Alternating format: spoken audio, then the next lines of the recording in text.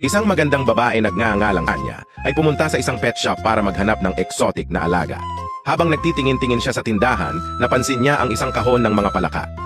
May nakasulat sa kahon na Naughty Frogs, 20 pesos lang bawat isa. May kasama pang kumpletong manual para sa instruksyon. Si Sanya, na excited, ay tumingin-tingin sa paligid, nagmamasid na baka may nakatingin sa kanya. Bumulong ito sa pet shop owner sa likod ng counter, "Sir, bibili ako ng isa." Habang iniimpake ng lalaki ang palaka, mahina niyang sinabihan ng babae, "Miss, sundin mo lang ang mga instruksyon na nakalagay sa manual." Tumango ang babae, kinuha ang kahon at mabilis na umuwi. Pagkasara pa lang ng pinto sa kanyang apartment, binuksan niya agad ang mga manual at mabusising binasa. Ginawa niya ng eksakto ang mga nakasaad dito.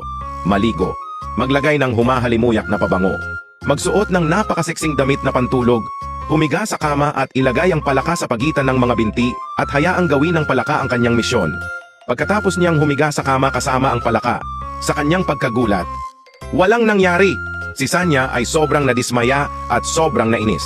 Muli, binasa niya ang mga instruksyon at napansin sa ilalim ng papel na nakasulat, kung may mga problema o katanungan, mangyaring tumawag lamang sa pet shop. Tinawagan niya agad ang shop upang ireklamo ang palaka. Sumagot ang lalaki, "Miss, pupunta ako riyan agad." Pagkalipas ng mga ilang minuto, nag-doorbell na ang lalaki. Malugod siyang pinapasok ng babae at sinabing, "Sir, tingnan mo, sinunod ko naman lahat ang mga instruksyon. Kaso yung palaka, naupo lang at wala namang ginawa." Ang lalaki, na nakakunot ang noo ay kinuha ang palaka. Tinitigan ng diretso ang mga mata nito at mariing sinabi, "Hoy palaka, makinig ka. Ilang beses ko nang itinuro sa iyo kung ano ang dapat mong gawin. Sa huling pagkakataon, ituturo ko ulit sa iyo kung paano gawin ito. Please lang panoorin mong mabuti." Sabay tanong sa babae, "Miss, okay lang bang i-demo ko sa palaka kung paano ang gagawin?"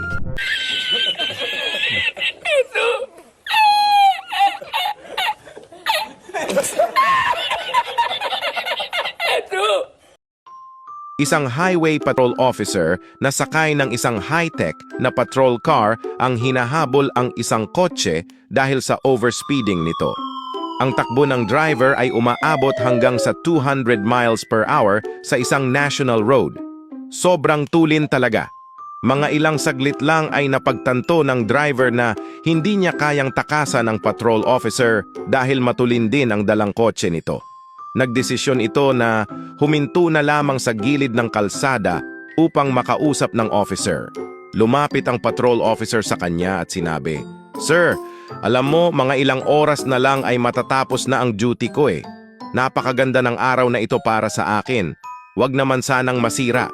Alam mo ba na pwede ka makadisgrasya sa ginawa mo? Kaya kung mabibigyan mo ako ng isang mabuting rason kung bakit ka nag-overspeeding, papakawalan kita." Nag-isip ang lalaki ng ilang segundo at sinabi, "Sir, wala po ba kayong kasamang babae sa kotse nyo?" Tanong ng lalaki. "Wala, bakit?" Tugon ng officer. Yung asawa ko kasi sir eh. Nung isang linggo tumakas kasama ang isang patrol officer. Iniisip ko, baka ikaw yung officer na yon at hinahabol mo ko para ibalik siya. Kaya nag-overspeeding ako." Sagot ng lalaki. Gago! Sa isang medical convention, nagkatinginan ng malagkit na malagkit ang isang lalaking doktor at isang babaeng doktor. Inimbitahan ng lalaking doktor ang babae upang maghapunan. Agad na pumayag ang babae. Sa restaurant, nagpaalam ang babae upang maghugas ng kamay. Pagkatapos ng hapunan, dumiretso sila sa hotel. Okay. Habang nagsisimula ng uminit ang eksena, huminto ang babaeng doktor upang maghugas muli ng kamay. Pagbalik niya, nagpatuloy sila sa kanilang laban. Nice. Pagkatapos, tumayo ulit ang babae upang maghugas ng kamay. Pagbalik niya, sinabi ng lalaking doktor, "I'm sure na isa kang surgeon." Agad itong kinumpirma ng babae. Tinanong nito ang lalaki kung paano niya nalaman. "Madali lang," sagot ng lalaki. "Lagi kang naghuhugas ng kamay eh.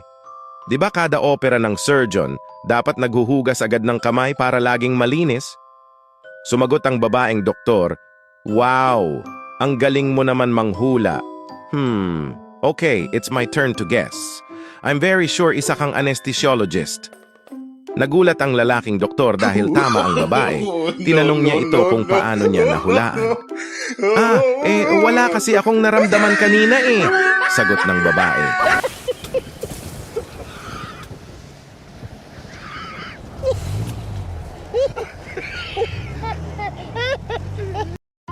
Isang grupo ng mga propesor ng Aeronautical Engineering ang naimbitahang sumakay sa isang eroplano. Nang sila'y komportable nang nakaupo, ipinaalam sa kanila na ang eroplano na kanilang sinasakyan ay gawa ng kanilang mga estudyante. Pagkarinig nito, lahat maliban sa isang propesor ay nagmamadaling tumayo at nagtakbuhan papuntang exit na punong-puno ng takot at pangamba. Ang nag-iisang propesor ay nanatili sa kanyang upuan at sisipul-sipol. Nagtaka ang iba dahil tila hindi nababahala ang propesor na ito. Nilapitan ng isa sa mga nakatayo ang propesor. "Sir, bakit hindi ka man lang natatakot? Relax na relax ka dyan." Sumagot ang propesor na nakaupo. "Kalma lang kayo mga sir, may tiwala ako sa ating mga estudyante. Kilalang kilala ko sila at 100% akong sigurado na itong eroplano na ito ay palpak at kailanman ay hindi aandar."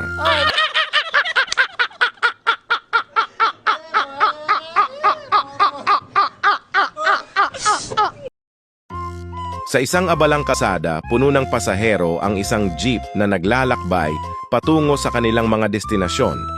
Mainit ang panahon at halos lahat ng mga tao sa loob ay halatang inip na at nais na makarating agad sa kanilang mga pupuntahan. Biglang huminto ang jeep sa isang gilid ng kalsada. Lumingon ang driver sa kanyang mga pasahero at nagsalita, mawalang galang na po sa inyong lahat yung mga pangit dyan. Pwede nang bumaba. May checkpoint kasi sa unahan dun sa kanto. Aarestuhin daw ang lahat ng mga pangit. Nagkaroon ng katahimikan sa loob ng jeep. Lahat ng pasahero ay nagkatinginan, tila nagtataka sa sinabi ng driver. Ilang sandali pa, isang batang lalaki ang tahimik na bumaba ng jeep, hiyang-hiya at tila naiiyak. Sinundan siya ng isang matandang lalaki na tila nagdadalawang isip pa bago bumaba. Pagkatapos, isang binatilyo ang yumuko at bumaba na rin. Habang nagkakaguluhan, may isang matapang na babae ang biglang nagsalita. Tapos kuya, sino na magdadrive ng jeep? Gago! Thank you for watching my video. Please subscribe on my YouTube channel. Good day!